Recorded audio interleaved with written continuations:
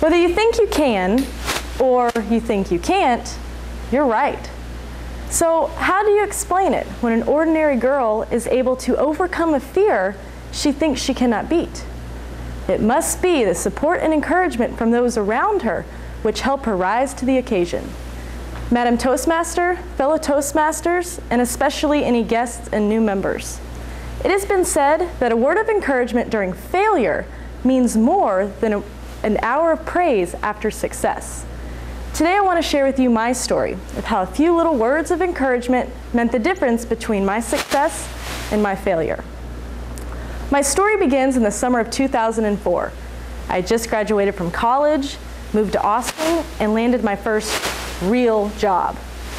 Unfortunately, this real job required me to give presentations in front of roomfuls of strangers. Not bad unless you're terrified of public speaking, which I was. Now I know a lot of people get nervous to speak in public, but for me, this was a full-blown phobia. So in 2005, I made it my New Year's resolution to check out a Toastmasters club. Now notice I didn't say join a Toastmasters club. My goal was just to go to a meeting. Well, I checked online and I looked through all the clubs in Austin, and I decided I was going to visit West Austin too, mainly because they meet at IHOP. I figured if you're going to go do something you hate, you might as well get breakfast out of it, right? Well, I'll never forget the first day I walked into a meeting. After hearing people speak for only 10 minutes, I was ready to leave. It wasn't like I didn't like what people were saying. I was just so overwhelmingly terrified and intimidated with everyone. The more people spoke, the more I thought it was out of my league. All I could think was, what am I doing here? When the speeches ended, I thought it was time to go home.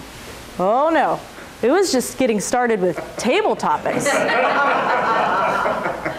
After a few rounds, the table topic master looked at me and asked if I wanted to try. Luckily, the person sitting next to me told me that when you're a guest, you have the right to pass. And pass I did.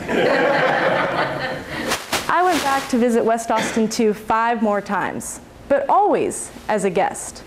I guess you can say I really liked that get-out-of-jail-free card when it came time to table topics. But with all the passing that I was doing, I wasn't getting anywhere and overcoming my fear. So that was the moment that I officially made myself join Toastmasters. The very next meeting I went to, you better believe the table topic master called on me for table topic. When I got up there, I blew it. Didn't even make sense. When I sat back down in my seat, I was so humiliated. All I could think was, when the meeting's over, I'm going to walk out the door and I'm never going back. I didn't think it was funny. But as I got up and I headed to safety, I was intercepted by our club president, Scott Spohr. He had this big smile on his face and the sign-up sheet in his hand. Never good. You see, Scott had ever so kindly asked a fellow member to give up their speaking slot so that I could give my icebreaker the next week. Thanks a lot, Scott. Now, I had to go back, at least one more time. The next week went by and I prepared for my first speech. On the day of the meeting, I arrived really early. What I did next might surprise you.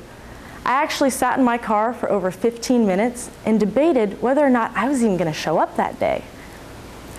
How easy it would have been to just drive back home, send out an apology email to the club, pretending I had overslept. But once again, that wasn't getting me anywhere in overcoming my fear. So I made myself go in. When I gave my speech that day, I stood up behind the lectern, stiff as a board. I didn't move my feet. I didn't move my hands. I didn't even move my eyes. I think I took 3 breaths the entire speech. I spoke so fast. But you know what? I did it. I had given my first speech. I was so proud of myself. When I got back to my chair, I found the coolest thing. I found all these little notes waiting for me. It's those little notes that we write to each other after we give a speech. And as I started to read them, I realized that people had the nicest things to say to me. They were so nice that I couldn't throw those little notes away. I still have them, and I'm actually going to read a few of them to you. Brantley, thanks for sharing some of your journey. I look forward to learning more and hearing you speak further. Brantley, great job on your first speech. You are a welcome addition to the club. I look forward to more great speeches. And lastly, Brantley, very well done. There were no signs of nervousness. That person was being really nice. Great job. That day was a turning point for me. I decided I was going to turn my fear into a challenge. A challenge to get up and speak as much as I could. But you know what? Let me start over. That day was a turning point for me. Not only had I given my first speech, but I realized that everyone in the room was rooting for me to overcome my fear.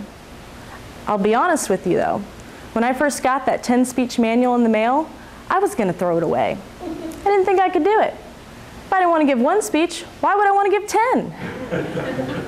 But because of the words of encouragement I received that day, I decided to turn my fear into a challenge. A challenge to get up and speak as much as I could. No matter how much I hated it, no matter how much my voice shook, no matter how scared I got, I would continue to speak. I would give those 10 speeches, I would sign up for more meeting roles, and I would really try to like table topics a little bit more. If I completed my challenge, then I needed a reward. You see, about the time that I joined Toastmasters, Baskin & Robbins came out with their brand new celebration ice cream cakes, and I love dessert. So every time this commercial came on TV, I wanted to run out and buy my very own ice cream cake. But how do you justify buying an entire cake for yourself? That's kind of weird. So I decided if I could do my 10 speeches, I had every right to go out and buy my very own ice cream cake, right? Well, on May 24th of 2007, I gave my 10th speech. And even though I shared it, I did get my ice cream cake. Now, it took me 2 years to complete, but my journey through Toastmasters shows just how much the words, good job, can mean to a person, especially when they're trying to do something they think they cannot. I want to challenge all of you in here to encourage the people around you, whether it be your spouse, your kids, your friends, neighbors, coworkers, whoever. Don't forget to tell people you're doing a good job, especially when they're trying to do something they think they cannot. I know it seems like such a small thing to do, but you have no idea what it means to the other person. Remember how I said whether you think you can or you think you can't, you're right? Well, I used to think I could never get up and speak in front of a room full of strangers. But now, thanks to the encouragement of others, I not only think I can, I know I can. Madam Toastmaster.